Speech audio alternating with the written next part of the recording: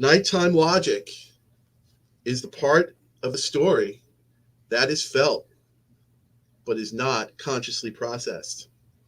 It's also the name of our series. Welcome to Nighttime Logic. It is April 23rd, I believe, 2024. It's World Book Day. We've been talking about books and people who write them with our guests, so I'll introduce you in just a moment. We've got two guys named Ford with us. How about that? we've got Jeff Ford, who's going to be turning his camera on in just a second. He's with us, I assure you. And we've got the other Ford, as the other Ford, Doug Ford. Welcome so much, Jeff Ford and Douglas Ford. No relation. Happy. He's actually my old man.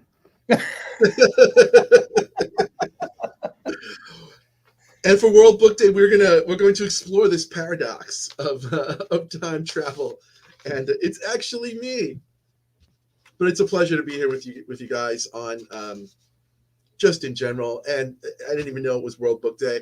Instead of introducing you to, I'm just so, as I was mentioning to you before we started, and welcome to everyone who's tuned in to join us. I'll just hold up your books because it's World Book Day, and I have a piles of both of your books, and it just gives me an excuse. So looks like we got the best of Jeffrey Ford. This one's from PS Publishing. It's wonderfully illustrated. It's a fine book. Doug and I were talking about this one last weekend. Jeff Ford's The Girl in the Glass. Some small beer press collections from Jeff. We've got Big Dark Hole. We've got A Natural History of Hell, full of wonderful short stories. And Jeff, you've written many novels, more novels than I could count or hold up. I think it was one of the more recent ones, Ahab's Return and The Shadow Year. So welcome, Jeffrey Ford, to the program, winner of many awards and writer of many books and stories. It's a pleasure. It's always a pleasure to have you here and talk about fiction and time travel with your dad and son, the other Jeff Ford, the other Ford, Douglas Ford, fresh arrival. I think this one's Doug's newest. Right. Is this out yet, Doug? It's not a new book. It's okay, but is this edition out yet? Edition is going to be out in a couple weeks. May 5th. It will be available. So yeah, this is the reattachment. It's a reissue from Madness Heart Press. I just finished reading this one as well, which we're going to talk about this on the program. Dead Cats of Civilization from Douglas Ford. Doug's got a bunch of short story collections that had the pleasure to dive into. The Infection Party. We've also got I love the cover on that book. Yeah, it's a good one. I thought of your monkey story, Jeff. Some other ones that I haven't dug into yet. We got Little Lugosi from Douglas Ford, and we've got The Beasts of Visara County, and those are just a few of Doug's books. So welcome. This is your first time on the show. Thank you so much for joining me. Welcome, Douglas Ford. Thank you. So yeah, it's a pleasure to have you guys here. We'll start off. I had a jump start in our conversation last weekend, I believe it was. I was down in somewhere in Virginia for Scares That Cares AuthorCon. That's where I met Doug last year. So here I'll do a little role playing on what it's like to have a table next to me. Doug's the guy who's lucky enough to have his table next to me. It's like, Hi, nice to meet you. I'm Dan Braum. I like the Twilight Zone. Do you want to talk about Robert Aickman with me? Do you want to talk about Robert? Yeah, Doug's the guy who kind of like was like, yeah, man, who was like actually like able to take my OCD about talking about Robert Aickman and being like, yeah, man, that's cool. So I'm like, wow, okay, let me pick up a stack of this guy's books and try to figure out what this guy's about. So that was my task. I got to it this year, and when I read a new author, and especially when I get like a stack of books at once, I'm like trying to figure out, like, all right, like, well, what makes this guy tick? Like, well, he obviously knows about Aickman and that kind of stuff, and has that going on, but then he's also got You've got 80s horror, some other kind of stuff that I'm not so familiar with as well going on. And then it dawned on me. I forgot one of our messages.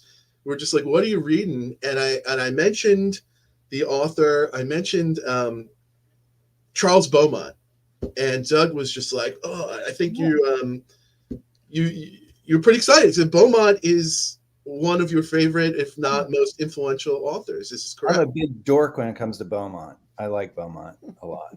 Yeah. So, what is it? So, I set out, and I don't think I landed or we landed on this yet. So it's in progress. So maybe Jeff will jump in or anyone will jump in. I set out, my task for last weekend was to be like, well, what is Beaumontian fiction, if there could be such a thing, and how does it relate to Doug's work? We attempted this in a Starbucks with Beyonce playing and people interrupting us. So we had Beaumont and Beyonce, and I'm not so sure those flavors go as you would expect together. But what is it? Take a stab at it, Doug. What is it about Beaumont that that lights it on fire for you? Well, it's hard to pinpoint one thing because Beaumont, for me, he's part of a holy trinity, kind of with that. He came out of that Los Angeles writing group with Nolan and Bradbury and Matheson. It just in my head, I like to think of the holy trinity as Matheson, Beaumont, and Shirley Jackson, who wasn't part of that Los Angeles group, because out of that era, the late 40s going into the 50s, and after the ascendancy of weird tales, you have that special type of weird fiction, weird and horror fiction that was emerging in that time.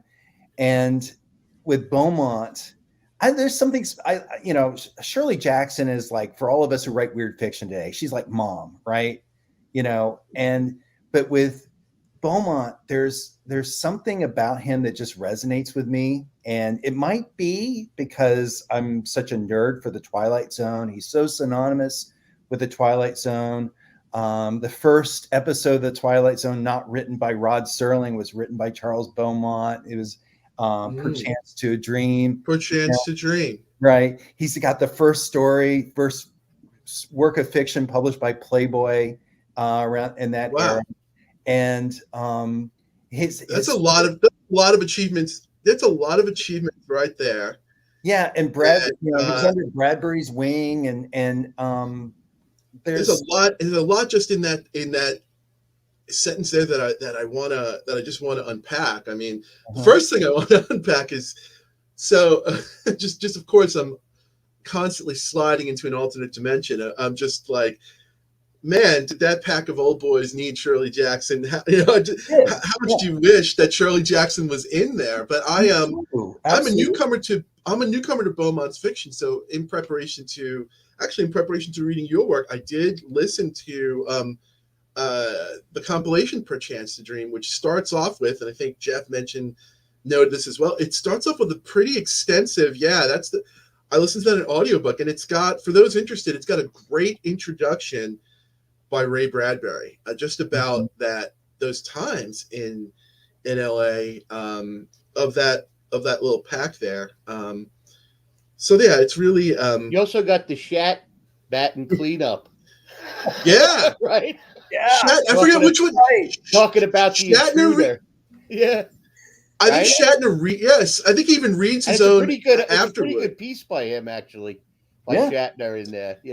And surprisingly enough, I think it actually might be Uncle Harlan himself, Harlan Ellison.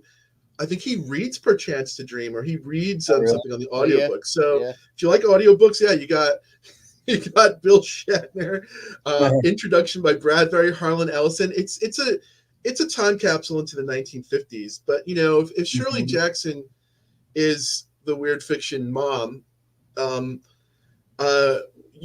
was telling me about Beaumont, and while there's so many things, he said that were interesting about Beaumont. Maybe Beaumont is that somewhat scary uncle, maybe the scary, your scary or slash depressing uncle. And what I mean by that was one of the things that stuck with me is that you said Beaumont's fiction to you, one of the hallmarks, there is a sense of achingness, a sense There of is. loneliness, There and is. something about that triggers your empathy. So, what? Tell me, what does that mean? What does that mean for you in Beaumont's fiction? Well, I mean, I want to add something. I think the other ingredient there is there's also a sense of joy in telling stories. I always get the feeling that Beaumont is incredibly entertained by whatever story he's telling, and he's kind of getting high on his own supply. But there is that element, there is that element of loneliness. There is that element of pain, I think, that's there in a lot of his stories. And I think probably most prevalently, there's a story called Miss Gentabelle, which is one of the most disturbing stories that came out of that era. And it's an amazing story that apparently has a lot of autobiography in it, because his mother would dress him up in girls' clothing. And the story that Miss Gentabelle is about a young protagonist, who is living with a woman who may or may not be his mother, who's forcing him to wear a girl's clothes and changes his name. And she's also killing his pets. And it's no, I know, it's really just this. God, It's like just like you crossing the line. You can dress him up however you want, but don't fuck with the man's dog. There's a gardener in his house who lives there, who's semi-detached from what's going on, but maybe his father. And apparently Beaumont's mother threatened to kill his pets at some point. And that there's some of that ache, that pain that seems to be carried into this fiction, that it just brings out your empathy for, whoever he's writing about. But at the same time, Beaumont, I think when you read his stuff, you get the sense he's having a lot of fun too, just with the process, with telling stories. Bradbury talks about how Beaumont is one of those people who took him on his challenge to say, write a story a week. Eventually you're going to get better. Eventually, not all those stories are going to be terrible. There's going to be some good ones. And Beaumont apparently was one of the more enthusiastic ones in that Los Angeles group that would, when they're batting around ideas, Beaumont tended to be the one that would take the idea and really run with it and turn it into something. And I got that impression from reading the introduction that Bradbury said Free that dirt. it was just sort of this orgy of brainstorming and ideas, and that Beaumont, even if the ideas weren't necessarily his, like Bradbury sort of been like, I'm not sure if that was one of mine or one of Harlan's or whatever, but he would say that Beaumont was the one that would kind of make it happen, and that was perfectly all right. I'm glad to hear that there was a joyful element in it, because the other thing that we were spinning on, that I have to admit really caught my attention, was you mentioned there is a sense of isolation, a sense of being adrift. I think you put it really nicely. I think you said sense of being adrift in a world that is chaotic and easily unleashed and unhinged. And before we land on going back to Beaumont, that it struck me, because I can't go more than 5 minutes without talking about Robert Aikman. And it struck me that while they're both very, very different and even have very different hallmarks in the story, at least there's to understand or have a lens of Robert Aikman, is that Aikman was a man who felt maybe not necessarily the same way, but he very much was a man who felt a nostalgia for and a longing for time that had passed him by. And that, I think, very much informed his stories, and for a very cryptic man and very cryptic stories, that might be sort of a key to understanding him. So how would that sense of isolation, or that sense of longing, how does that inform Beaumont's work, or maybe some of his more successful stories, Doug? Well, I think in a story like, I'm thinking The Howling Man, where you have that sense that which became a Twilight Zone episode. It's the guy who ends up in ends up with a group of monks who are keeping the devil imprisoned. Right. And it's a Mm. great story. I read that There's one. there's this element of guilt that's in the original story. I think the character is struggling in a way that's similar to Aikman. If you take a story like The Swords, right, where there's this moral precariousness, this character who's experiencing this coming of age moment that really challenges his sense of his moral compass.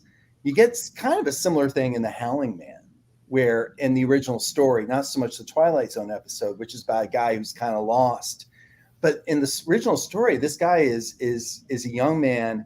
He's kind of adrift, and he ends up in Europe, just kind of trying to find himself, trying to find a sense of who he is. And there's a lot of the kind of gender ambiguity that's in Beaumont's stuff. Beaumont's stories are very queer. If in terms of the sexual tension going on, he's very much a queer writer. And in fact, he even has a story about a speculative fiction story where heterosexuality is the weird stuff. I forget which story that is. I'm blanking on it. But that whole sense at the end of The Howling Man, where he's released the devil, and the whole world was in chaos because it's unleashed, fascism in Europe, and it's the kind of thing that really resonates now when you think, who let the Howling Man out today, right? Those Twilight Zones and Outer Limits. I'm surprised. I shouldn't be but I'm always surprised at how well they hold up. When I come back to them, I'm always expecting it to just be a little nostalgia or cheese fest, but I'm just like, that freaking they always seem to hit me. They always seem to do it. And I guess I have sort of a confession, or maybe confession is not the right word. When trying to, in an offhand way or in a quick way, explain my fiction or explain Aikman's fiction to people, I always say, oh, it's like those old Twilight Zones. And after having this inquiry with you, Doug, and looking into Beaumont and preparing for tonight, I feel like I'm wrong. It's such a great touchstone and it works, and I'm going to keep on saying it. But I feel like in the Twilight Zone works, and I feel like in most of Beaumont's work, there is that strange and there is that intentional ambiguity, but it does have resolutions or explanations. Whereas in the Aikman, they may have some similarities, but they don't necessarily land on, or they don't land at all on any resolutions. And I'm wondering if it's just more correct to say that, well, what's Beaumontian fiction? And maybe Beaumont and what we think of as a Twilight Zone are just so synonymous at this point to, like, maybe the better hallmark is to say, yeah, Beaumontian fiction is like the Twilight Zone, or it has a certain sort of strangeness or queerness to it. Beaumont's life was a Twilight Zone episode, if you think about it. With when he died, he was only 38, but apparently he looked like he was 57, and he suffered from. At the time, it wasn't clear what killed him, but now we think it may have been an early strange form of Alzheimer's. But he aged rapidly. And it's like, and one of the Twilight Zone episodes he wrote was about the professor who is immortal and then ages quickly at the end, when you finally realize he turns into this skeleton. And a lot of his stories are about time, and about how time is not, it's not consistent. It's not set. It's very fluid. And that was his life. And by the time he reached the end of his life, of course, he had a lot of writing commitments. He was writing for Corman, The Mask of the Red Death, and he had commitments with Serling. And apparently a lot of his friends he couldn't work. He couldn't finish a lot of these obligations. So he had people like Matheson were finishing them for them, uncredited. And just that poignancy of his life and which you can see in a story like Perchance to a Dream, right? With the idea that all this time passes in this guy's life when he dreams, and of course, he dies in the dream. For Beaumont, life was the dream in a lot of ways that he lived, and it's hard not to think of like Nightmare on Elm Street with a story like that. It is such a precursor to Wes Craven. Wow. There's so much. I mean, I do thank you for lighting that fire under me to finally check out Beaumont, and and you pointed out that amazing collection at Scares That Care, which I'm. Oh, did you come home with it? Did you grab it? I looked at it. Oh, okay. I thought about, I gotta get this on a plane. I gotta get this in my luggage. It was beautiful. I was checking online. I think it was a little overpriced there anyway, so you could probably do better. You could do better somewhere else. We were just book day. We were lusting over fancy, expensive editions of favorite books at the vendors there, as one does. I'll allow myself one more question about Beaumont before I want to move on to some of your fiction, Doug. I mean, how do those Beaumontian elements, or how do those hallmarks or things that you see in Beaumont's fiction, you mentioned to me that you still hold them with you today, and you still hold them with you when you write. How do these elements, or what elements of Beaumont inform you when you're struggling with or just going through your writing process? Well, I think that there's a sense, and it might be my imagination because I did not know him, obviously, even though I'm Jeff's dad. I find something, there's a sense that I get that he's really personally invested himself in this story. And I try to do that with my fiction. The stories that I feel like I write that work, when I feel like they're working, when I'm writing them, I feel like I've got some kind of investment in them. I haven't gotten as far as, I think Jeff makes himself the hero in some of his stories. I haven't actually gotten to that point yet. Am I right, Jeff? Do you make yourself, are you the I make my wife the hero because I know what's good for me. But Jeff's so far down that personal investment where he's just like, I can't be bothered to come up with a different name. With Beaumont, one of the things that's interesting about him is, I think what Doug digs about him is the weird part. But the other thing is, he had a really great style for Twilight Zone because there was an idea in it that you could sum up at the end. Every one of those Twilight Zones had like a moral to it, and he was able to do that. But at the same time, there was a lot of weird detail and details that could lead your mind in different directions. I thought that was pretty cool about his stuff.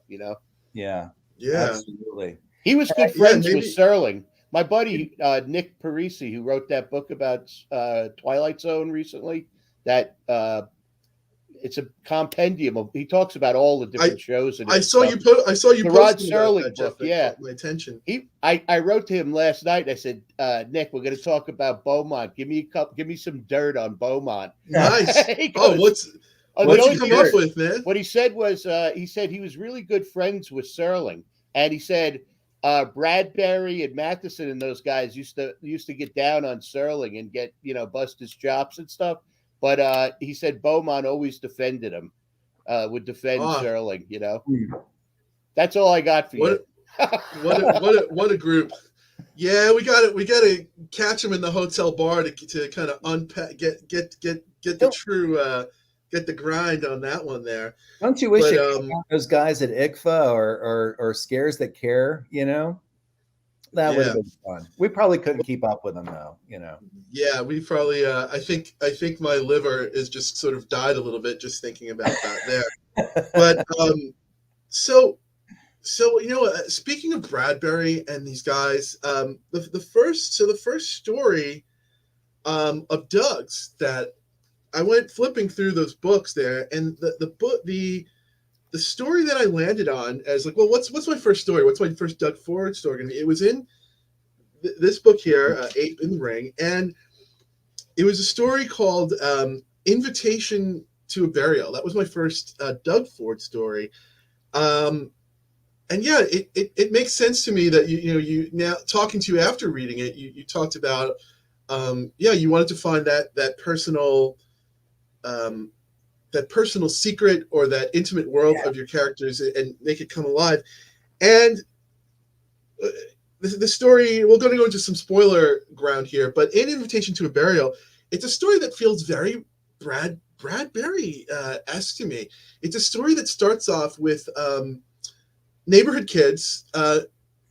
One of these setups that you've seen 100 times before. It's just the neighborhood kids, and they're playing their game, and there's nothing terribly different about it. And there's one kid who's just different and sort of the scapegoat, and who's not homogenous with them. We don't ever really get his ethnicity. And then there's that one house. And when trying to land them on which story am I going to read first, that captured, first of all, kids are a hard sell to me, both in that I find, I don't necessarily find it interesting, and I find it also really, people just do a shitty job in portraying it. But you got the verisimilitude of something that I think is very American, or at least very American of the way I grew up, of just that the kid, the block, the social groups, and what it's like to be or to relate to the outsiders. And that immediately had my attention. And you held it and you came through it for reasons we're going to get into here. But so the story immediately goes from just like, I think they're playing some game where they're trying to like knock, they're trying to knock the light out with their football or something like that. Right, And yeah. one kid, Hugo's mother, is always like, you kids, I'm going to put a curse on you, or something like that. There were so many opportunities where Doug could have dropped the ball and gone into such cliche territory. I was just like, this is, we're about to take a turn towards, but it didn't. And I applaud you for that. Every time I thought I knew what was going to happen, like you went in, you went into an Aikman-esque type direction, and that just delights me. I had the good fortune, I was talking to author Michael Sisko, about Robert Aikman, and he put it really well, and I think you do it in the story when I'm like, the great Michael Sisko, how does Robert Aikman work? What is Robert Aikman? And Sisko's like, well, Aikman, picture Aikman like an airplane, and he's just flying around, and he's always coming in for a landing, but he never does that landing. He just keeps circling it again, and that's what Aikman does, just keeps coming around, and you do that in this story, not to say that it's unsatisfying, but you never land on whether something supernatural or not is happening. And I just love that. So when the boy comes, so there's an invitation to a burial. Like the kids are like, Hugo's uncle dies, and as punishment, or as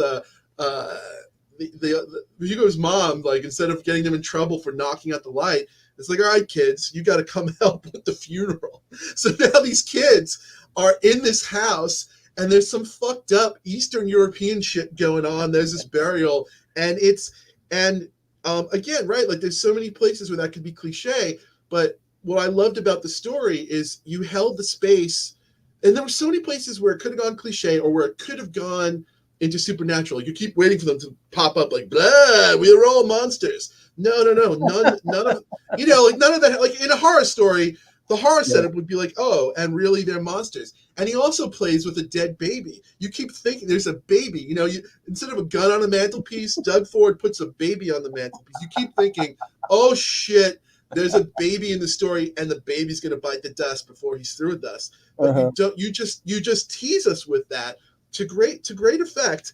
And that's what I liked about it. So you actually hold the space in the same way I think Robert Aikman does, is that we see that weird stuff that's interesting to us, but you do not say whether it is supernatural, and you do not say if it's mundane or not, and it sort of becomes irrelevant to the story, because then the story is free to be about the emotion or the humanity of it, and that's where I think a reader has space to come into the story, and that's why that story works for me. So I know what you think about the story, which is just sort of a great punchline to it. But hey, Doug, what do you think that story was about? All right. Well, okay. I'll hold that answer. for a All minute. right, hold the answer. I'll just add that what we're describing with that airplane coming in is really just the function of the uncanny, isn't it? I mean, and to me, that's what I really like in horror fiction. I like stuff that's not necessarily landing, to use the plane metaphor, but I really like to be suspended between possibilities as a reader. And that's what I like to try to do with a story like that, which thank you very much for, making my head swell by telling me that, wow, I must have made it work. I was one of those kids throwing the football at this light sensor on the street light right outside my house. And in many ways, that family was my family because my mom would come out and yell at us. And, but I was always fascinated by other backyards. And I always thought there were secrets there. And that's why in that story, that's where the funeral's going to be. And they're going to bury the body in the backyard. And I mean, that's so much of my childhood. Like when you're that young, your world expands one backyard at a time. I mean, before you go out in the world, it's like, There were always uncanny places because they were behind the house. You see these houses every day. And when you're behind the house, it was not, there's something off about it. It was familiar and unfamiliar at the same time. It belonged and didn't belong. And you belonged and didn't belong. And I like that about that. And that's what I was trying to go for in that story.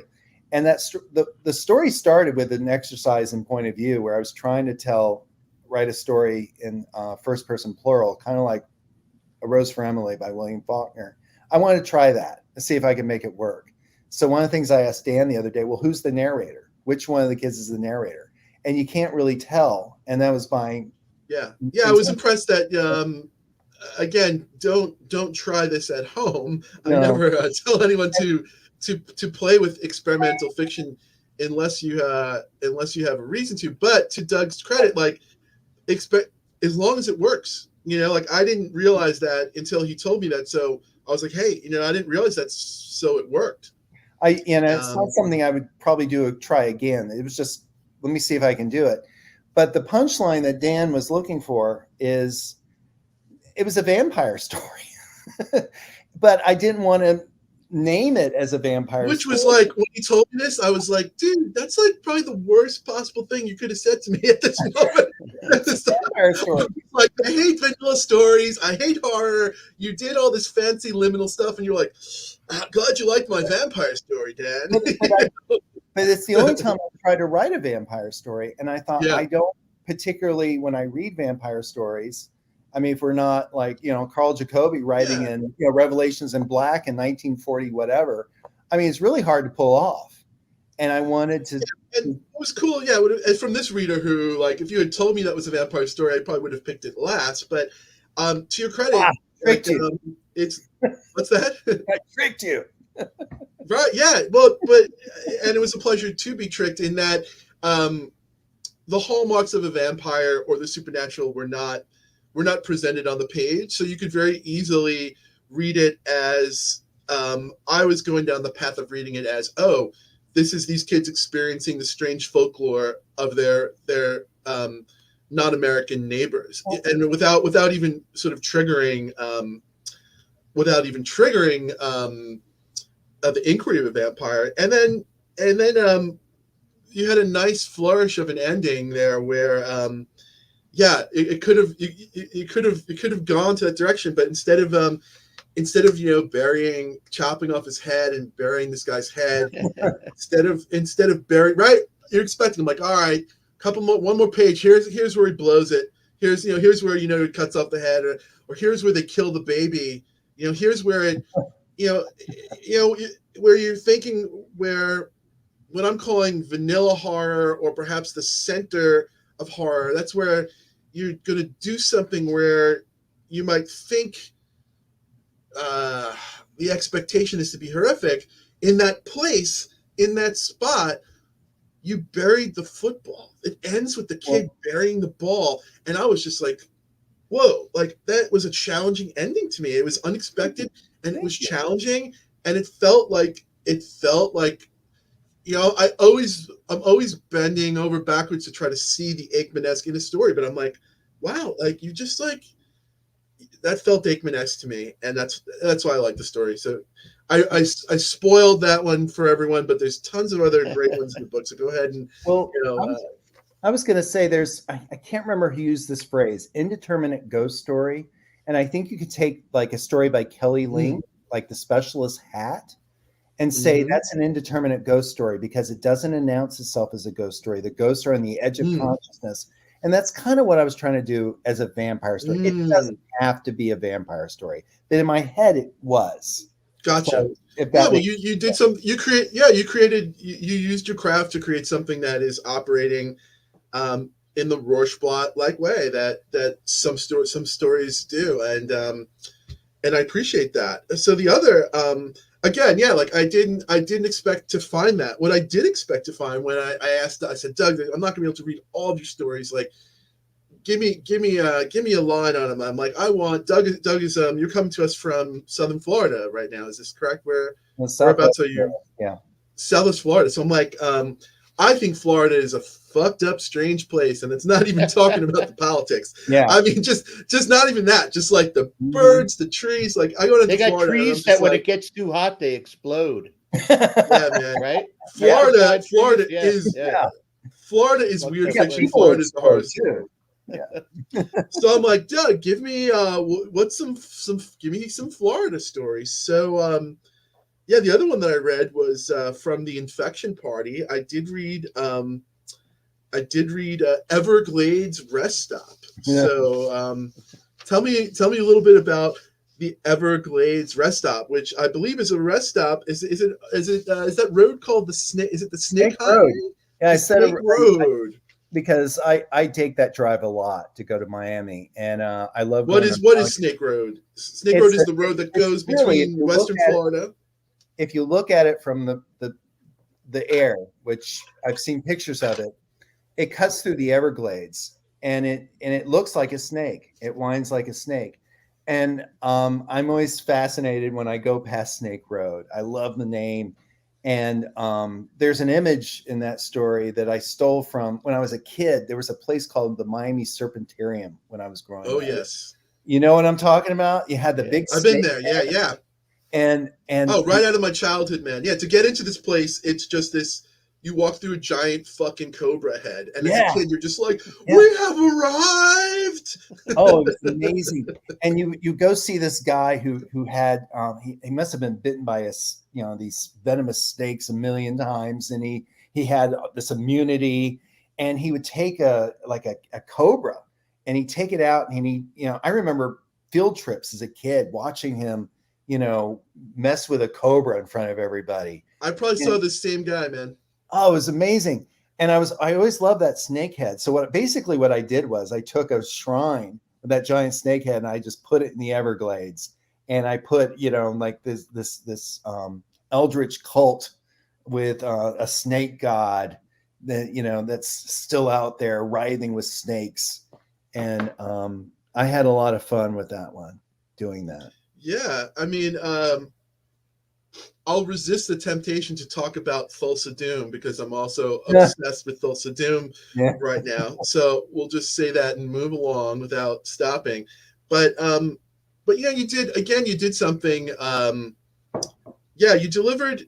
This is a very different structural story, in my opinion, than The Invitation to a Burial. But it delivered on the setting. I was looking. I wanted to feel Florida, and so not only did you make me, I just love feeling immersed in a setting. So you gave me the setting, but whereas maybe you can call The Invitation to a Burial maybe more quiet horror or more literary horror or weird fiction or something more interstitial, I feel like Everglades Rest Stop in some ways really is more a center, more of a bullseye of a horror story. What I mean by that is structurally, this story is like foreshadow, delivery. So, it's like this guy he's going into the Everglades and, uncanny stuff's happening, unnerving stuff happening, but instead of being ambiguous about it, it ends with this and surprise, big giant snake, and you're in trouble. the end. It's like, yeah, all that horrible stuff. Whereas you were circling the landing with invitation to a burial, like, yeah, maybe this is fucked up, but maybe you're okay. Maybe this is fucked up. Maybe the feeling and the path you were leading in the other one was just like, dear reader, this guy's fucked up for this reason. Dear reader, he ain't gonna make it for this reason. Yeah, yeah. Dear reader, make sure you see this because Yeah. and that's a different it's a different structure and it's a different joy, but it's all sort of the part. It's all part of horror, and it was fun. If you go to circle with the plane, sometimes you got to land occasionally too. Yeah. You know what I mean? Yeah. Otherwise, people are going to know what's coming. Yeah. I guess so, unless you're Robert Aikman. I mean, Aikman. I haven't read all of Aikman's stories, but Aikman did land. As much as I'm giving Doug shit about writing a vampire story, Aikman, he won his World Fantasy Award for Pages of a Young Girl's Journal, which was Vampire. It was an interview. It basically was. It was interviewed with the vampire before Anne Rice came out there. So, I thought "Let the Right One In" was really good. Yeah, the movie. I didn't read the book, but I've heard the book is great too. The book is good. I'm talking about the original from overseas. Yeah. That movie was great. I thought it did something new, basically with vampire stuff. Yeah. Yeah. I really liked that one. Yeah, focusing on that the dynamic and the relationship between vampire and thrall, and there was just it managed to make something that's not fresh again. I'll tell you what's great too, though, is like I think about that show the movie Night Stalker with Darren McGavin and that vampire, and you know what? That's just all classic shit, and the way it's put together, it works great. I'd still watch that movie. Oh, I watched it recently. Does it hold up? It holds up. It's great. I know. And the thing is, that's got checkbox. You could check everything off in that, as far as vampire stories go. Yeah. What I'd like to see is Blade, but with Wesley Snipes at the age he's at now. So it's about vampires, but it's also this guy who's like too fucking old to fight vampires trying to fight them. You know what I mean? That'd be great. Well, you very well might get that, right? I think I'd love to see that. I think superheroes are becoming more and more deconstructed. It's like it's sort of almost Logan, the plot of Logan, right there. That's right. Yeah, that's true. Actually, another, but yeah, Jeff, it's a good point. Like, I'm the guy. I always want if I have a vampire or werewolf, I always want Kelly Link to tell it. I always want it to be subverted. I'm just at that point where I'm so much more interested in the subversion. But on the flip side of it, it is like, yeah, there's great comfort and joy in the classic and in that position in there. Well, Doug, we're going to do some readings, but there are. Let's see if we have some time to talk about. I'll ask you one or two more questions about your work. Dead Cats of Civilization. Is this a new one? Did this one just come out too, or is this it's fairly new? It's a novelette that came out. Let's see. I want to say, yeah, it was just it was about a year ago. It's fairly new. So I have two questions that I wanted to discuss with you on this. So the first thing is I can't help but so I love Apocalypse Now, and by association, I love Conrad's Heart of Darkness. And so the title, Dead Cats of Civilization, is a reference to Heart of Darkness. How tell me about the reference in Heart of Darkness before we move on to how it comes to play in your story.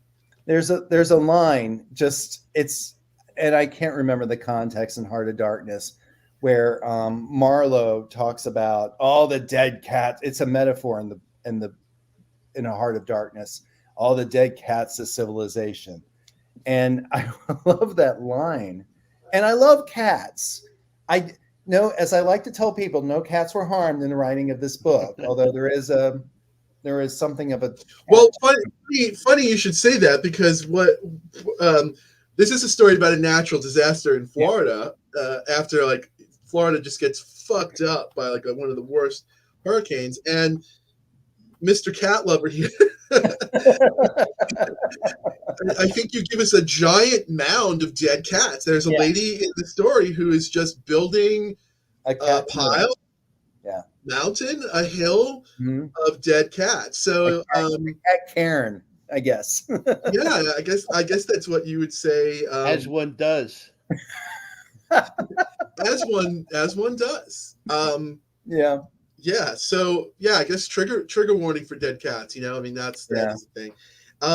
How would you say Dead Cats of Civilization is let's play, I guess you play those games. It's just like rock, scissors, paper, or X, Y, or Z. Matheson, Beaumontian, or Jackson, or none of the above. Is this a story that it's none of the above? Is this a story? Does this story deliver on expectations, or does it subvert expectations, in your opinion? Oh, I don't know. I had fun writing it, and which subverted my expectations of pain. I've enjoyed hearing responses to it. Some people. What are some responses that you like that felt good to you, and why? What the fuck? And there's a WTF moment in it, and that people seem to enjoy. That seems to set the rest. Happens at a pivotal moment in the narrative that seems to really bring it to its conclusion. I kind of worked in my fascination with the idea of putting in a human sacrifice in a foundation of a building to protect it from natural disaster or from warring armies, which of course in a novelette about natural disasters finally hitting a place that it hadn't hit is important. And yeah, you mentioned that it's a novelette, and I just want to point out, that's the thing. Thank you for reminding me. It is World Book Day. One of the things I like about these two books, in addition just to the content, which I'm going to comment on in a second, they're these small one-ups. It's just this novelette, and for those of you who are always reading, you can put this in your bag. It's a one-of. It's thin, and it's not like that commitment where you're lugging around. So same thing with the reattachment. So yeah, if you love books and you love to read and like to have like a nice little book, it's just a cool thing. For me, I found that this delightfully subverted my expectations as well. Like I was worried about you, Doug Ford. I think at Authorcon, he's walking around saying like, yeah, I'm going to try to give a reading. I'm going to try to gross out as many people as possible. I'm like, I think I'm going to pass on that. So I didn't know, with a name like Dead Cats of Civilization, I'm just like, all right, what am I getting into? But the setup of this book is there's a disaster and something is not right in Florida. The National Guard is around. This guy's parents are not right. And in fact, you see his father doing something unnatural which may or may not be the creature of the Black Lagoon. You see something that is both extreme and gross out, but again, the way that you played it was you did not let the reader know what they were seeing. And as such, the reader never really knows if anything really is fucked up about this disaster more than the disaster. Although you circled the runway again, and I didn't think you were going to circle the runway, and as such, I was pleasantly surprised in that.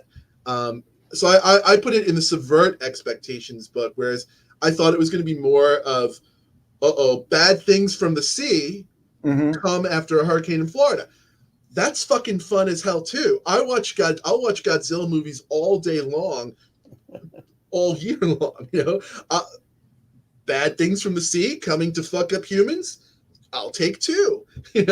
But that could have been, and that masqueraded as this, but it wasn't. So again, applause on that. Thank you. Um, I appreciate that. I want you to read something for us. I'm not sure what you're going to read, but maybe you'll read from the reattachment. Sure. And as such, why don't you maybe read 5 or 10 minutes from it, but start us off. Jeff and I have already read this and offered our praise to it, but why don't we let me shut up and why don't you tell everybody, give us a setup. All right. And then we'll turn the screen over to you before we talk about some of Jeff's fiction. All right. I'll start from the beginning. I will start with reading from the reattachment with the first chapter, which is called Dr. Weaver Picks Up a Beer Bottle. Fry's arm returned on a Sunday in October, interrupting the Bucks losing another game. Fry always bet on the Bucks, so he could at least expect to lose without disappointment. The arm returning suggested less conceivable forces. It appeared in the possession of an elderly man with big ears, wearing an overcoat and a slouch hat. In his left hand, he gripped a valise containing Fry's severed arm. The man stood in the rain, impatiently awaiting an invitation to enter. When Fry offered none, he said, "It's your arm. It's been found, but we've got no time to lose. I have to reattach it now, immediately." Fry considered closing the door and going back to the game. He counted the months since he lost the arm and came up with years. During this time, he'd finally found a way to adjust to its absence. With his right arm, he could still do most of the same things he liked to do as a lefty, like bowl, one of his simple pleasures. Though learning to do that with his right arm took some adjusting, and he had to endure some laughter from the Serbians at the bowling alley. He cried a lot when he lost the arm in the teeth of that machinery, that infernal fucking machinery. But the insurance payout helped him get over it. And he decided that while living on disability didn't lead to any great luxury, it also didn't mean he had to give up all pleasures in life, like watching the Bucks lose on a Sunday afternoon. Besides, this Dr. Weaver, this company doctor, as he introduced himself, made a pathetic spectacle in the rain. "Okay, let me see this arm," said Fry, too skeptical to say, "my arm," and he stepped aside to allow Dr. Weaver into the apartment. Dr. Weaver regarded the minimal decor and Goodwill furniture with distaste. He took off his overcoat and folded it carefully over a chair, the rainwater forming a puddle that irritated Fry because he knew it would warp the linoleum if he didn't clean it up right away. With that task completed, the doctor set the valise upon a coffee table strewn with empty beer bottles. "I have to warn you," said the doctor, "it's not pretty." When he saw what the doctor extracted from the valise, Fry agreed. Not pretty at all. A green tinge covered much of the arm like a mossy growth. The fingertips ended at elongated black fingernails rounded to points, and it emanated an unpleasant odor. Even with these mild signs of decay, it appeared far less skeletal than Fry would have assumed it would. In fact, it still looked muscular, far more so than Fry's current arm, and perhaps more so than he remembered it when attached to him. Just above the bicep, he could see blackened tendon and ragged flesh, as well as the gray edge of a splintered bone. The placement of the edge looked consistent with where the arm tore from his body all that time ago. How would he ever forgive himself for that stupid stunt, sticking his arm into the machine just to impress someone with his dexterity and bravado? For what? Just to get a laugh and alleviate some boredom? But the length of the arm unsettled him. He didn't remember having such long arms, and certainly his current arm didn't extend as far as this one in length. He knew people shrank with age, but had he even reached that age yet? And did arms shrink as well? "Save your questions. It needs replantation, reattaching," said Dr. Weaver. "Now, immediately." The side of the arm, he couldn't quite call it his arm, distracted Fry from the way Dr. Weaver moved around the room, finally settling on a position behind him. In his past life, Fry thought of himself as just a normal working stiff, someone who accepted a modestly paying job that allowed him to work with his hands, believing that if he took care of himself, kept himself fit, minded his own business, he would receive a good, decent life as his reward. Now he wondered if he had settled for too little. Why would he do such a thing? Occupied with these thoughts, he failed to see Dr. Weaver pick up a beer bottle. He didn't see the doctor raise it with the obvious intention to bring it down on the back of his head. When the bottle struck and everything went black, he had no way of knowing or understanding why. And maybe I can stop there because the next chapter is called Bucks Win, and find out what happens when Fry gets reattached to his lost arm. Very good, man. Thank you. Enjoyed it. Thanks very much. Thank you so much. Great reading, Doug. And before we move on to Doug's son's Jeff part of this of the program, so that's is that a novella? Is it a novella? Yeah. It's this is the part of the program I just want to give shout outs to some stuff on my radar that listeners might be interested in. That book is out from Madness Heart Press. How do you say John's last name? John Baltusberger? Mm-hmm. Baltusberger. So it's Madness Heart Press. John gave me a little bit about the press. It's a bespoke and discerning publisher of horror that strives to bring you the very best of indie horror, focusing on the transgressive and experimental. They encompass 3 imprints. Madness Heart Press hosts the majority of our horror, which is where Doug's book is with, splatterpunk, extreme, dark poetry, and weird fiction. Then you have I Gotta Try It. I Gotta Try It hosts Jewish genre fiction, sci-fi, fantasy, speculative fiction, and horror. It's all Jewish stories written by Jewish authors, which is pretty unique in the genre for right now. And then he's got Madness Heart Games, which is a space for splatterpunk and bizarro tabletop gamings. Finally, Gutter Mystic Books, which is 4. So he said there was 3, but he gave us 4. So I like that already. Gutter Mystic Books, our newest imprint, is a home for psychedelic, occult, and satirical nonfiction. So that's Madness Heart Press from John Baltusberger, who put out Doug's book. Someone else I want to mention is my colleague Elad Haber. He has a book coming out. It's available for pre-order now from Underland Press. It's called The World Outside. It's a collection of short stories from Underland Press, and that comes out on July 16th, 2024. The line from the publisher on that one is, the cautionary tales we heard as children were only the beginning. In The World Outside, Elad Haber's debut collection, you will find stories slippery and surreal, fables full of fantasy and fury, and apocalyptic parables that braid the future with strands of our past. Like all tales told around the fire, Haber's stories are filled with both wonderment and warning. What we discover as we wander into the shadows will be weird and strange, and it will certainly have teeth. The World Outside is your guidebook to what lies beyond, and I'm reading that one right now. And it's a delight. It's crossing science fiction, fantasy, and horror as well. And there's a section on Kenneth Lee-esque fractured fairy tales that I'm just really getting into right now, that I'm really liking. I want to also mention our friend and colleague, Scott Nicolay. He's got quite an achievement right now. His short story, which is called The Wizard. It's out in the magazine, the latest magazine of fantasy and science fiction. Right, yeah. So, the best way to grab that is your local box store. I haven't read the story yet, but I'm looking forward to it. Sometimes it's hard to get your hands on one of those if you don't have a subscription. But Scott Nicolay's stories, at least for me, are always a must-read and a must-buy. Doug, if you haven't read the story called After, it was released by Dim Shores Press, but it's also in Scott's latest collection. After, it's got the same setup as Dead Cats of Civilization. It's got a different knockdown, but it's definitely, it's like someone's coming back to New Jersey after a hurricane. It's got the same setup, but you might enjoy that he knocks those pins down a little bit differently than you do. I read that one. I read that years ago. Yeah. And I read it. Dim Shore, they do good stuff, and they got great. I don't know who the guy is who does the artwork that covers. I think I can't. Everyone, Dim Shores is run by. Really good.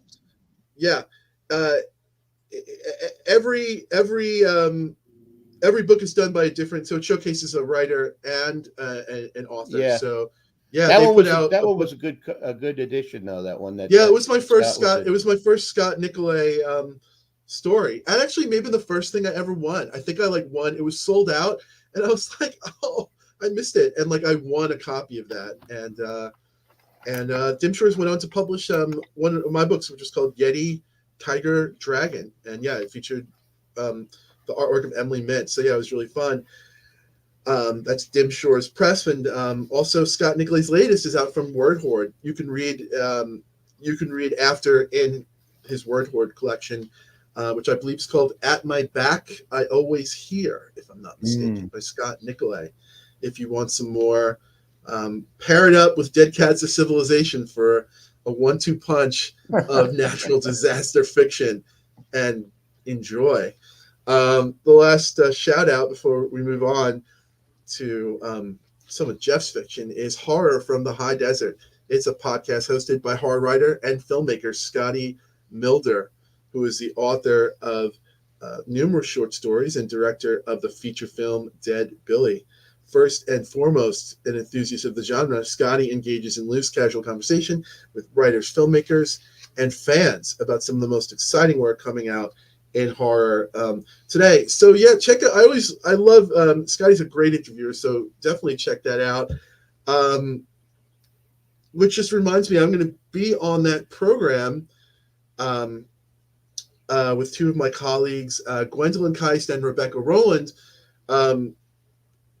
There's a connection there. Both Fords and myself were in Rebecca Rowland's book American Cannibal, and that next episode, that book has been doing really great. It's up for an award, and Gwendolyn, Scotty, Rebecca, and I are going to be talking about our favorite cannibalism films on Horror from the High Desert, coming soon to a podcast near you. So thanks for bearing with these recommendations. Hopefully, yeah, if you're looking for something, you can check them out. Oh, and next, so the way you can support, this is you're listening to Nighttime Logic, you're watching Nighttime Logic, please hit subscribe, or just share it with your friends, and come back next month. Next month we'll be talking with Paul Tremblay on the 28th of May, and we'll be talking about his latest, which is coming soon, horror movie. Paul needs no introduction, but he's the best-selling author of The Cabin at the End of the World, and people are excited for this book for good reason, and we'll be talking about it. Jeff, is your latest in the year's best horror number 15, if I'm not mistaken? Is that where people can find Gate 9? Yeah, it's not the latest story, but it's in the years. Okay. It originally appeared in Conjunctions. Conjunctions that 78, Fear itself. Yeah. And yeah, if we've got Jeff here, and I think we'd all descend into madness if we tried to say, well, what is a Jeff Ford story? And I don't think I'm going to just scratch that question. But the name of that issue of Conjunctions, which is it's an interstitial magazine, Slipstream. That was a themed issue, Fear itself. Did you set out to write Gate 9 by tackling that subject matter, or if not, how did you tackle this? Well, yeah, it's like, what do you fear? If you have kids, one of the worst things is to say you lose one of them in the airport. That's real fear. That's not made up bullshit fear. That's like real fear. You know what I mean? So, I do both, but that's where that came from. So I want to talk a lot about this subject, but inverting the format, because I think there's some people that may not have read it yet. Will you read the story for us? We'll come back on the other side of reading it, and then we'll jump into talking about our fears and that story. Turn it over. Want me to read it now? Yeah, I got it. Yeah, we're going to turn it over to Jeff Ford reading Gate 9. Okay. Gate 9. We had less than a half hour to get from one plane to another. The airport was crazy with holiday travelers. I had on a backpack, dragged a small roller suitcase, and held my 5-year-old daughter's hand. I walked as fast as I could, and she ran and hopped to keep up. The thoroughfares of the terminal could be measured in miles. I watched those beeping carts go by and wished I had the balls to pretend to be impaired. Instead, my gut and bad knee and the cigarette addiction I was hiding from Susie and the kids latched on like lead remoras and said, "Not so fast." At one point in the scurry, Carly tripped and fell. I managed to keep her from hitting the floor by grabbing tight, jerking my arm up. She dangled like a doll, and I set her down easy. I stopped, let go of the suitcase, and kneeled to speak to her. I'm going too fast. I'm sorry, I said. She rubbed her eyes, still sleepy from the flight, and said, Are we meeting Mommy soon? No, babe. We got to go on one more plane before we see her. She lowered her head, her bottom lip curled, and as her brown hair came down around her face, I noticed tears forming in the corners of her eyes. The kid was exhausted with the whole rigmarole, and I couldn't blame her. Air travel was 96% on the all time bullshit scale. I hugged her and told her not to cry, which is always a stupid thing to say. In that instant, a brainstorm moved in from my own North Sea, and I said, Would you like to ride on my shoulders? Instantly, she perked. Pushing back, she gave me a skeptical, one eyed squint, but still smiled. Up here, she said, and patted my neck. I nodded. You're going to have to hold on tight. Okay, she said. I stood and lifted her under the arms, way up so she could get her legs around my neck. As soon as she was up there, I grabbed her right calf, so even if she fell backward, I wouldn't lose her. For her part, she clasped her fingers under my chin. Giddy up, she said, and slammed the heels of her sneakers into my chest. I laughed, grabbed the suitcase. I struck out again for gate 9. On our right, I noticed we were just passing gate 53. Shit, I murmured and tried to put on some speed. From above came Carly's voice. I heard that, Steve. Mommy was mommy, and even though I was a biological father, I was Steve and had never been anything else. I was uncertain if that conferred more or less grace upon me. The only thing that saved me to that point were those electric walkways. By the time I'd covered the quarter mile between them, I was bent over and wheezing on my last legs, and then, like an answered prayer, would be caught up and whisked along, smooth silence for a measly 100 yards before being deposited back into the rat race of the concourse. Still, it was enough for me to straighten up partway, catch my breath. I thought Carly had fallen asleep. Her arms were still around my neck and her hands beneath my chin. I was just beginning to lose feeling in the hand I had clutched on her calf. We were passing gate 32, and I was having delusions of grandeur, of making the flight with 10 or 15 minutes to kill, wherein I could get a cup of coffee. That's when Carly knocked on my head the way you would a door, leaned down to put her lips next to my ear, and said in a breathy voice, I have to pee. I stopped dead in my tracks. My mind went instantly blank. For as smart as I always believed myself to be, I'd never planned for this contingency. The moment she spoke, all the inherent issues were brilliantly evident to me. I never traveled with the kids without my wife. I thought when I finally tell her about this, she's going to shake her head, pronounce me a rank amateur of a parent. To the left of us, a few yards forward, was the entrance to a women's bathroom. On the other side of the thoroughfare, there was a men's room. Did you hear me, Steve? She asked. I nodded. We were an obstacle in the flow of foot traffic. I walked on as far as the bathroom, Carly wriggling on my shoulders. I had to decide something pretty quick. My first thought was that I could take her into the men's room with me, but then I thought of what Susie would do with our son, Monroe, if they were in the same situation. I couldn't see her taking him into the ladies' room. He was older, though, by 2 years. Still, it didn't seem right, and I had a vision in my head of a line of guys at the urinals holding their dicks, pissing with the sound of torrents of rain washing down a storm drain. They all turned to look at us for some reason, raised their right hands in unison as if an act from a Broadway show. So that was out. And no one was going to be understanding of me taking her into the women's bathroom. If I'd had more time, I'd have railed against the fact that the airport didn't have those family bathrooms where mom, dad, and the kids could all hang as a nuclear unit while one of them took a piss. I needed quick thinking, imagination, and action, all of which were in short supply in my travel-addled mind. As we stood there, Carly still on my shoulders, an older woman walked by on her way to the bathroom. She looked up at Carly and waved to her with a big smile on her face. Carly let go of my chin with one hand, and I assumed it was to wave back. At age 5, she was already a social creature like her mother, open-hearted and affable. My son was more like me, quiet and sketchy. Before I knew it, I was saying, "Excuse me, ma'am, would you mind taking my daughter into the bathroom? We're running late for our gate, and she really has to go." I realized immediately I could have been more eloquent. My plea oozed desperation. The white-haired woman stopped, looked us up and down, continuing to smile, but did not answer immediately. I lifted Carly and set her down on her feet. She hopped around while we waited for an answer. I could tell right away the kid was fine with having the nice old lady escort her. During the pause, which lasted less than a second, I looked the woman over to make sure I hadn't made a mistake in trying to enlist her. She didn't seem to be over 75, but her brow and cheeks were rippling with wrinkles, reminding me of Prune Face from the Dick Tracy comic. I thought better to sweep that thought immediately out of my mind, as Prune was a villain in the old strip. Instead, I took in her necklace of hot pink beads like giant pearls from a blacklight poster.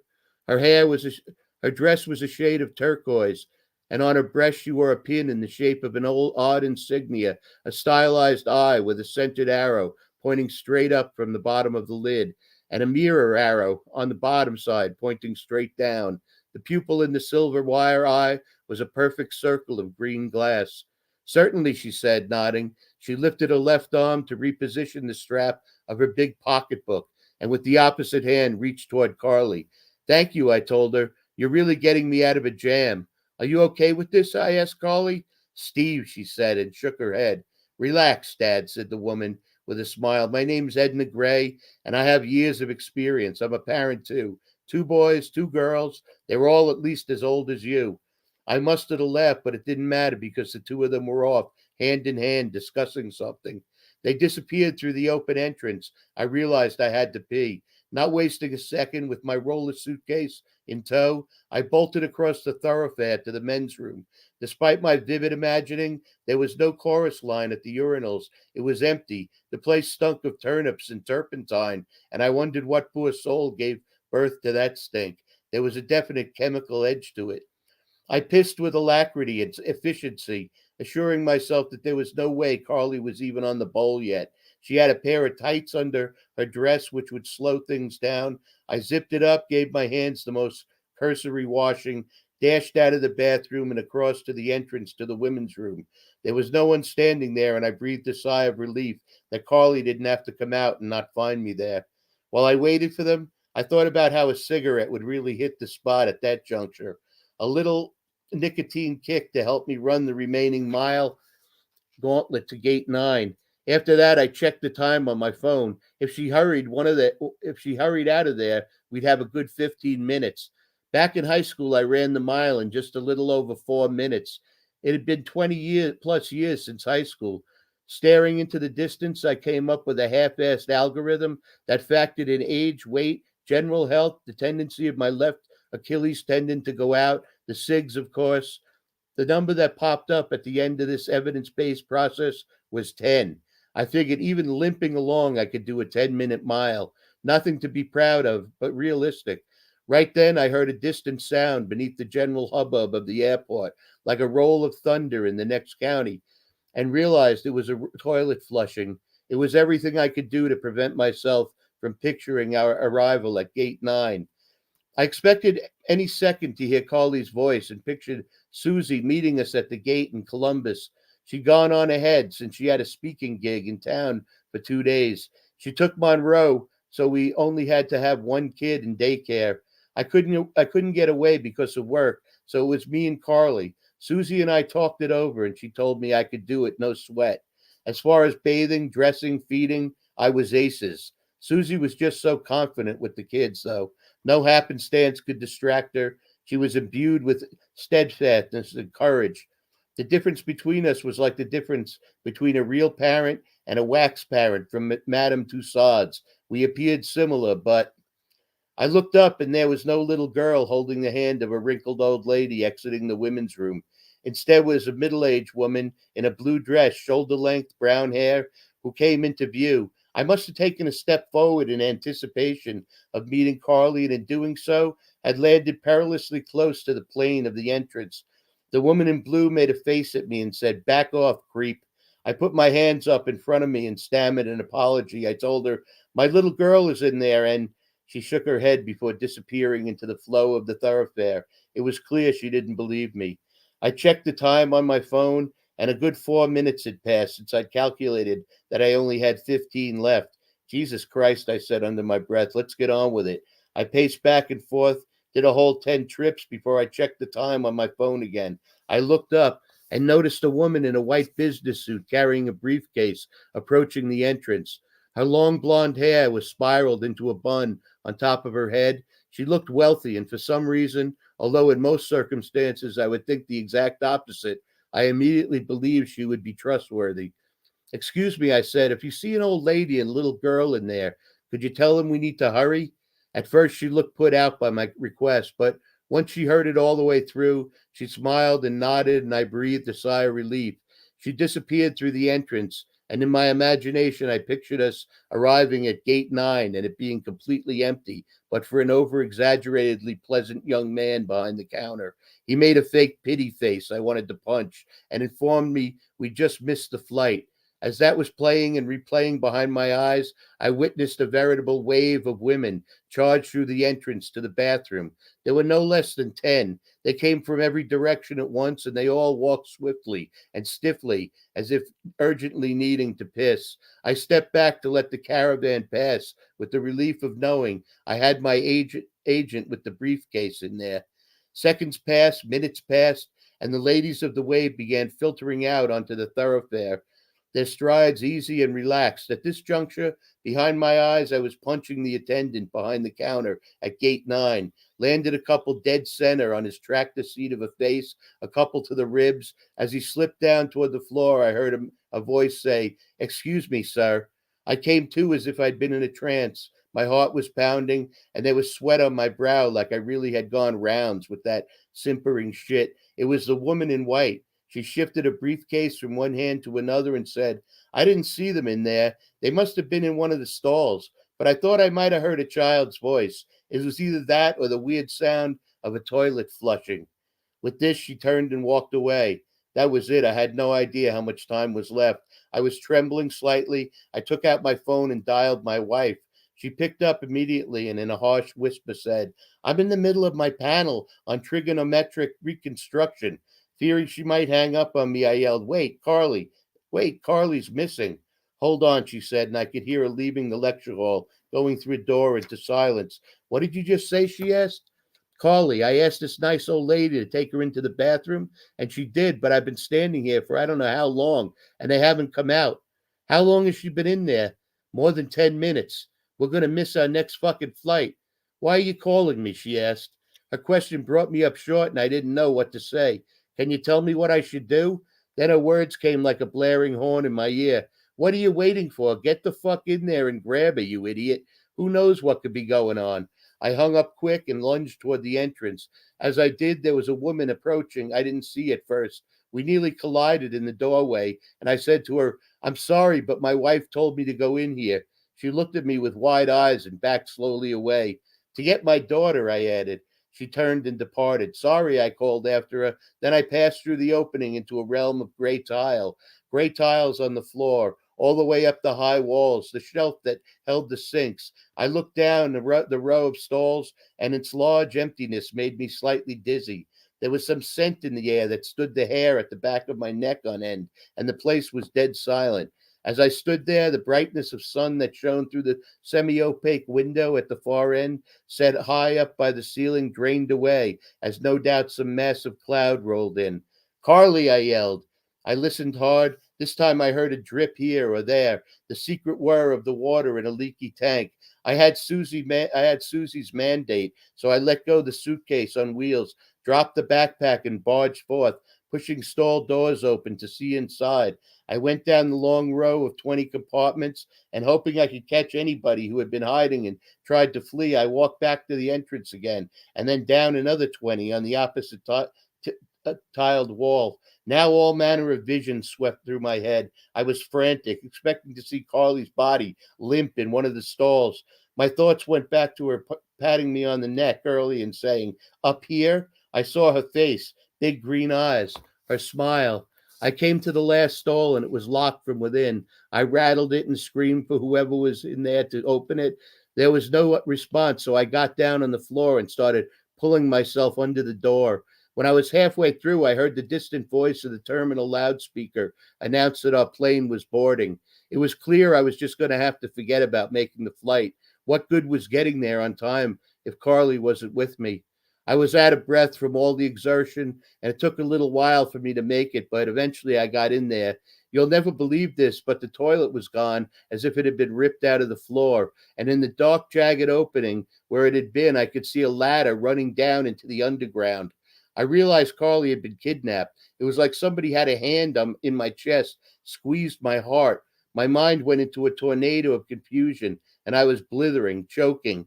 What cut through the bullshit was a vision of having to confront Susie with the news. In it, both she and Carly were standing, their arms folded, waiting for my explanation. I took out my phone and turned on the flashlight. There was nothing else to do but descend, which I did, nearly losing my step twice, plummeting 30 feet. I finally arrived on the ground safely, but not before a couple of bats flew past my face. Turning and scanning with the flashlight, I was amazed. There were actual stalactites and stalagmites all over, like a cavern instead of the airport basement I'd expected. I walked forward to where the rocky vault opened wider, and I could see from where I stood that below me, down a sloping incline, there was a road through the underground darkness. There was also a street light with an old brown Cadillac parked under it. I could definitely make out a figure in the front seat. I started down the hill, wondering what I was going to have to do to get Carly back. I was not in the best shape, could feel my Achilles tendon acting up. The fear as I waited outside the women's bathroom had drained me and left me exhausted. Still, I knew I might have to fight to the death. It was ridiculous, but on some occasions, life does reveal its absurdity.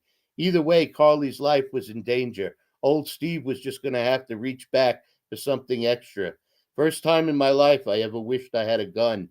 I approached the car. Both front windows were open and the driver was smoking a cigarette. I ducked down and she turned suddenly to look at me. Hey, are you that guy whose kid was boosted? She asked. You know about it? She flipped open her wallet and showed me some kind of badge. Detective Cinch. I've been assigned to it. Can you help me? Get in, she said. I did, and she started the car. It was cold underground, like late autumn, complete with wind, and she wore a big canvas coat, the color of an impala. Her face was lightly covered with acne. She had a pretty big nose and a crew cut. Not a minute passed between cigarettes, a chain smoker if I ever saw one. We drove into the pitch black of the underground. I don't know how she stayed on the road. I got a source who tells me your daughter's kidnappers are holed up in an abandoned house up out behind Spy's Orchard. How did you find out about it? We keep an eye on everything. Well, you didn't keep a very good eye on my daughter, I said, unable to believe I'd said it. That's the brakes, motherfucker, she said. I nodded. We drove deeper and deeper into the dark. She leaned forward and pushed the radio button. The songs came and went. We were certainly driving further than I expected. I asked if she had a plan. She told him, I'm just going in blazing. I'll mop these jackoffs up and then we free the kid. Don't be reckless, I warned. You'll end up shooting the kid. Take five, she said, and lit another cigarette. A song came on the radio, and Detective Cinch gave a whoop, turning the sound up. Love this one, she said, and sang along in a voice worse than mine to the tune of Your Violent Breath. There was banjo and pedal steel, a lazy sweetness to the tune. The only line I could remember was, I lean in close for a wanton kiss and suffer a fifth of death. Your beauty is dangerous, but oh my Lord, that violent breath. As the last notes of the song sounded, we came up out of the underground on an inclined ramp running through a tunnel that released us into a rural night scene. The moon was bright. We passed miles of barbed wire fences, behind which were lumbering shadows, cows perhaps, horses, that made strange choking noises. Returning to the world above made me yet more nervous, knowing we'd be facing off against the kidnappers soon. Okay, here we go, said Detective Cinch, turning off the radio. She pulled into the opening of a dirt road that snaked through pine trees.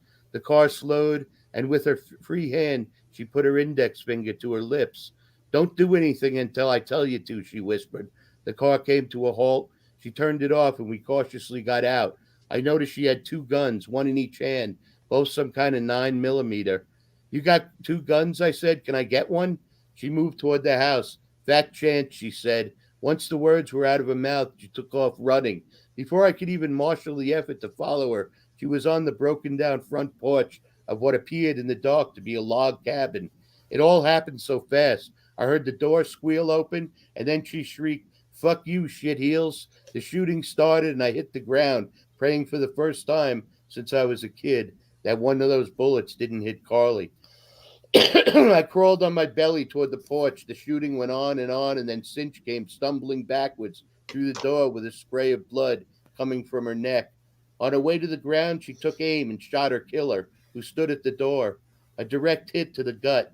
He fell forward onto the porch. I got up and ran to the detective, but she was obviously dead by the time I reached her. I grabbed one of the guns. I had no idea whether it was loaded. Before stepping over the writhing body in the doorway, I kicked his gun away into the yard. He wasn't going anywhere.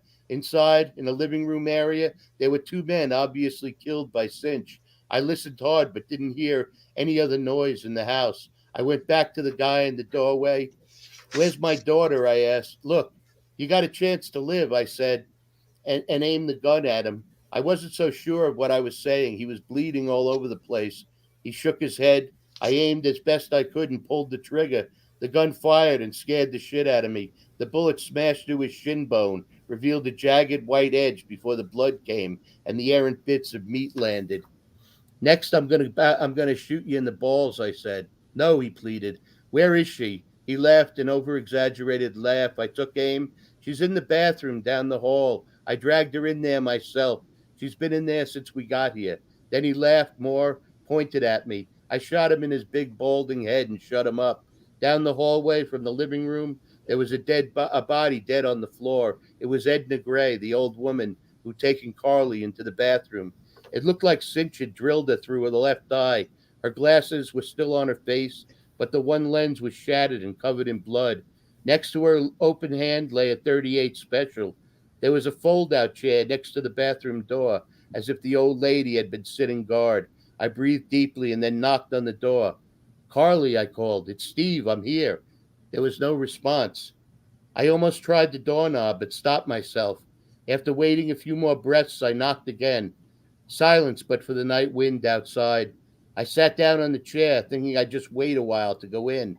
I had a picture in my mind of Carly, curled up asleep in the empty bathtub, with a bed pillow under her head and a blue blanket over her. Then I waited and waited, fearing I'd lose the image if I moved. Thank you. Wow. Great reading, Jeff. Yeah. Good stuff, man. As you said to me in my email, that's all she wrote. I mean, on my first read of this story, I was like, "Hey, Jeff, like, send me the rest of the story, man." You're like, "That's all she wrote," because, like, I'm like, man, like, that's like Schrodinger's 5-year-old right there, you know, like, and maybe, you know, like, that's why I mentioned where this originally appeared in Fear Conjunction 78, Fear itself, and you stopped this story in that Schrodinger's moment. Like, this dad, you gave us all these awesome explorations of fear, but you just stopped it. The stopping point of the story was such a great fear that, like, I missed it on my first go through. That it was like you stopped it at the point where it's like this dad has to, like, sit down and take a breath before he realizes if his daughter is going to be alive or dead. And man, that's bad. You know? Well, sometimes in life it's terrible knowing, but sometimes it's equally terrible, or maybe sometimes more, not knowing. You know, not knowing is really it's the I guess it's the crux of all, like, speculative stuff, is really It's not the crux knowing. of the fear of the unknown, you know, or yeah, exactly. which is so cliche, but it's a hell of a lot of truth to that cliche, you know. Like, you know, we're gonna get on with it, even if it's the worst thing or if it's not the worst thing. There's a certain comfort and purpose, even if that purpose is doomed. I don't know if that makes any sense. There's a great line. I didn't see it in the version I'm reading here. I might be reading, like, I'm reading a text copy, but there was a point where right before he goes into the hole, he said, like, I think he said, something about life's absurdities revealing itself. I Yeah, forgot yeah. what that line is. And Yeah, I sent you one where it was cut. There's a lot of stuff in this that I realized I had cut from in the other story, and this it turned up in this story. I don't care. I mean, it's cool. I like both the versions. you cut from what story? From which story? I got all. You know what? I got like copies of different stories, and they all have a little bit of different stuff in them. You know what I mean? Cool. Well, I'm going to come back to that because I'm going to come back to that in just a second because earlier this year, Brian Evanson and I discussed your story from his McSweeney's issue, and I'm seeing a little overlap in a good way. But I want to stick on the concept of fear and absurdity. One of the things like that you just make look so easy is yeah, I don't. It's not even subverting expectations. It's not even. It's like we go so quickly from the biggest fear I have for Steve is like, oh no, his daughter's gonna pee on his back and he's gonna be late for the plane. It's like fear of self. You just have like the completely mundane. It's like the fear of parenting. The fear of that. To then like.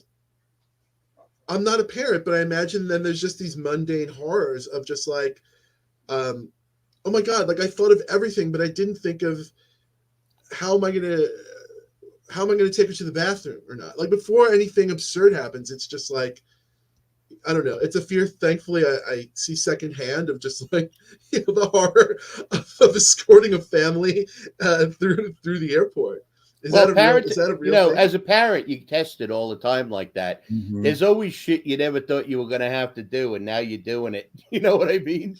Kids have something. I remember we had one kid, and after like being up all night and all that stuff, I was like, I can't believe I would ever have another.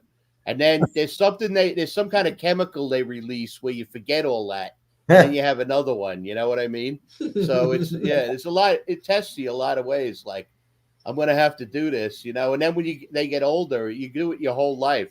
I'm going to have to do this, even when they get, older and they're not kids anymore. A lot of times when you're dealing with them or about them, Mm-hmm.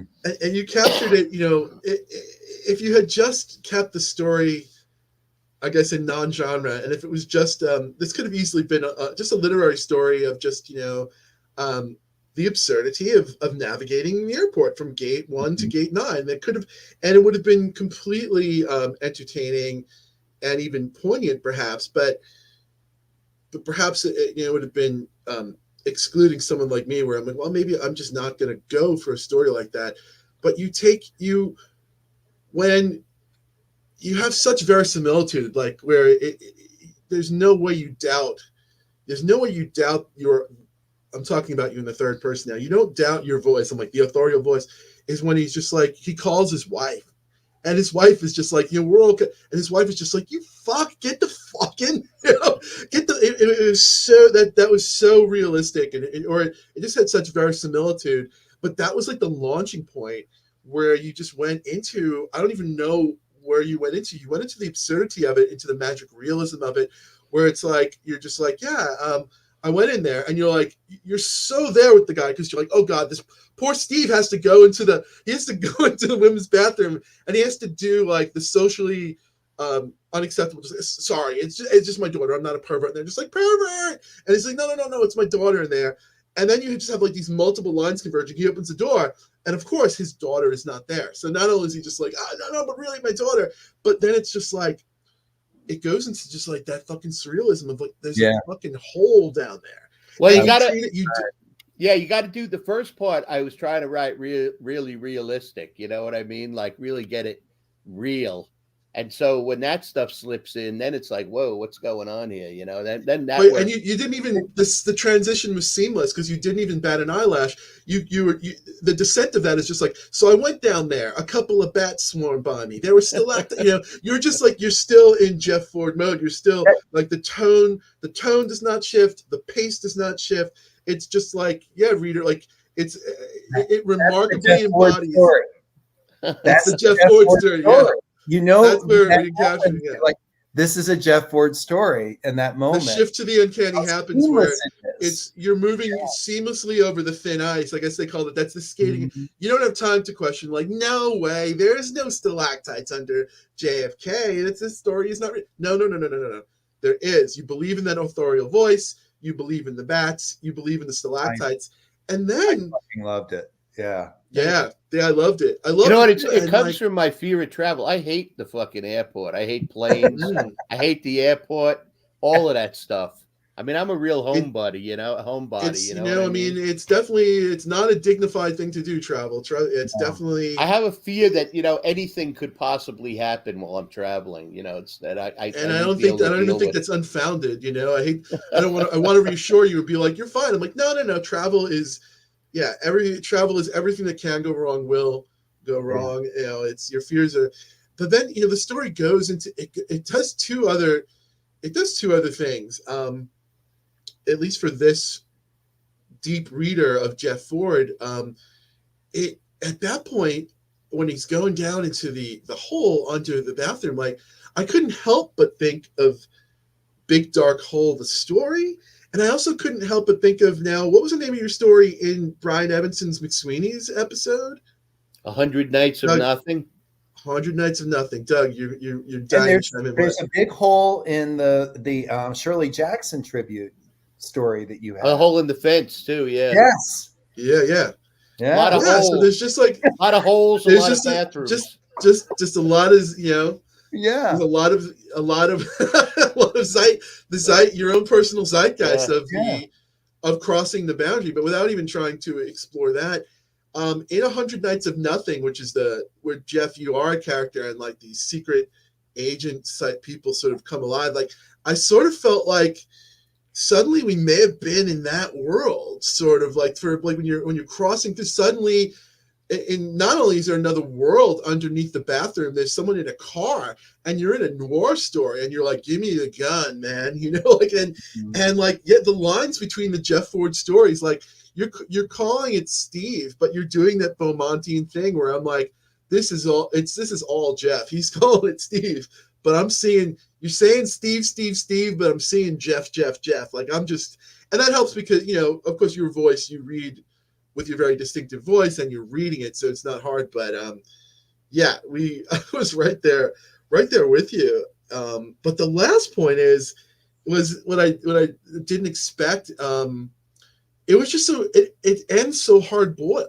Like he's just fucking blowing people away, man. It was just like and again that tone doesn't stop. It's just like he protested. I shot him in the fucking head. He didn't curse. That's my adding the curse. But you're like, I'm gonna shoot you in the balls, man. Where's my daughter? You're just like, no time to fuck around, no time for one-liners. You're just blowing people away. And I'm like, man, like that was like the fucking that was the wind up. You must really hate traveling because you unwinded on these people in your travel nightmare, Jeff.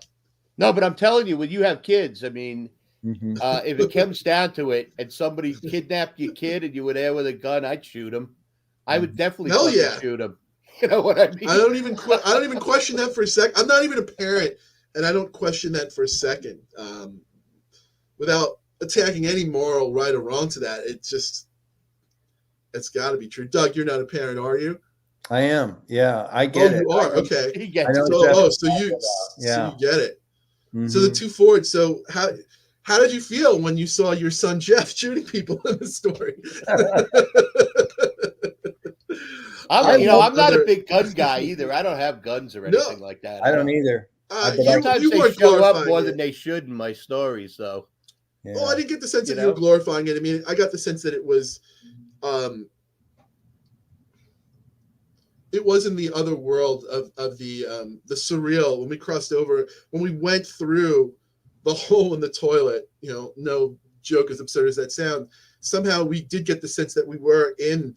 I felt like I was in the noir world of the dream you had in the other story in Evanson's book. So it wasn't. I didn't feel like it was glorifying guns, but I felt like it was. That the last quarter of the story was just it just almost reads like a surrealistic parable of parental fear and parental rage. Not a glorification of guns to this reader. Yeah. Mm-hmm. I didn't know how. Oh, go ahead, Doug. I'm sorry. I was just going to say, I love this phone call with the wife. I think that moment in the story, it's truly that sense of helplessness and feeling like I'm not doing the right thing, and that the person who knows what to do is on the other end of the phone. That's not even fiction. Oh, I understand. I mean, it wasn't even fake, but that was definitely because when I call Lynn and I call Lynn with that question, she always knows what to do. You know what I mean? Even if she doesn't, she knows what to do.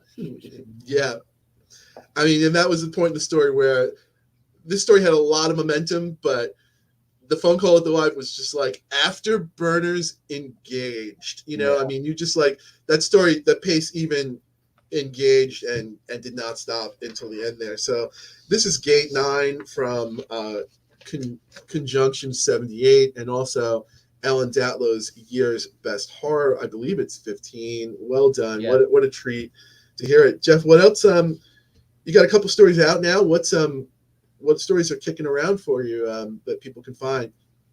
Oh, there's one at Uncanny, the Pandemonium Waltz, and there's I got one coming out in I think it's the next Bourbon Pen. They just put an issue out, but that also takes place in the bathroom. I don't know what's going on. It's my bathroom phase.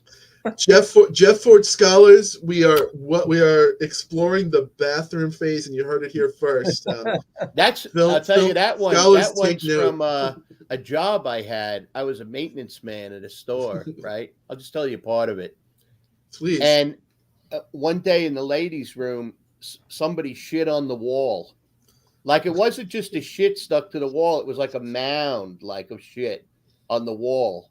And my buddy calls me up there, who's the other maintenance man. We got to figure out what to do with this thing. You know what I mean? And then it gets, shit happens. I see the similarity in the story. Instead of calling your wife, you're like, well, our daughter's missing. What do? You called your buddy. You're like, yo, man, what do I he calls me. But anyway, I got another story coming out in Sunday Morning Transport. Story called In Blood. That one's about a flying head. A flying head? Yeah. Oh. Well, just give you a little tidbit.